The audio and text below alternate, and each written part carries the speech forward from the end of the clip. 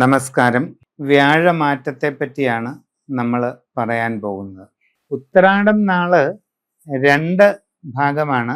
അതിൽ ധനുക്കൂറിലെ ഉത്രാടംകാർക്ക് വ്യാഴം വരുന്നത് 8 മകരക്കൂറിലെ ഉത്രാടംകാർക്ക് വ്യാഴം വരുന്നത് 7 വളരെ വ്യത്യാസം ഇവ തമ്മിലുണ്ട്. ഇവിടെ വ്യാഴം ഉച്ചക്ഷേത്രമായ കർക്കടകത്തിലോട്ട് വരുന്നതിനാൽ പൊതുവെ 2 കൂട്ടർക്കും ഗുണമുണ്ടാകും എന്ന് പറയാം. പുതിയ ജോലിയിൽ പ്രവേശിക്കുവാൻ ആഗ്രഹിക്കുന്നവർക്ക് അത് സാധിക്കും. ആഗ്രഹിക്കുന്നത് പോലെ നല്ല ജോലി ലഭിക്കുന്നതാണ്.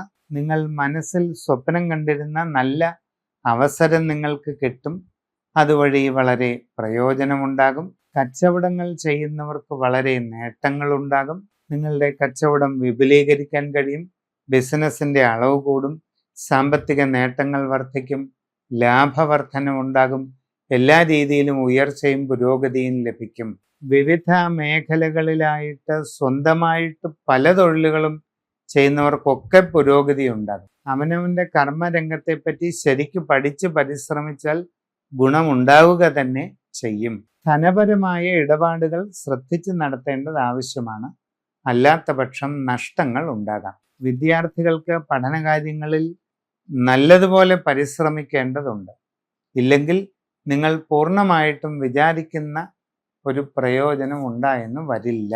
മറ്റ് വിവിധ മേഖലകളിൽ കലാകായിക രംഗങ്ങളിൽ ഒക്കെ പ്രവർത്തിക്കുന്നവർക്ക് കുറേയൊക്കെ അനുകൂലമായ നല്ല മാറ്റങ്ങൾ ഉണ്ടാകും.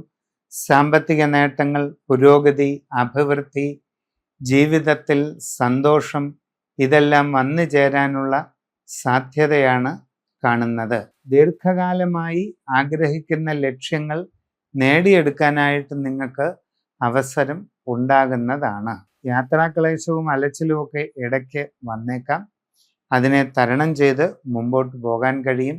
വിവാഹ ആലോചനകളിൽ അധികം വൈകാതെ തീരുമാനമാകും. ജീവിതത്തിൽ വളരെ ശ്രദ്ധാപൂർവം പരിശ്രമിക്കേണ്ട സമയമാണ്. ആരോഗ്യകാര്യങ്ങൾ ശ്രദ്ധിക്കണം. മനസ്സിന് പിരിമുറുക്കം, ടെൻഷൻ ഇവ ഉണ്ടാകാതെ പ്രത്യേകം ശ്രദ്ധിക്കേണ്ടതാണ്.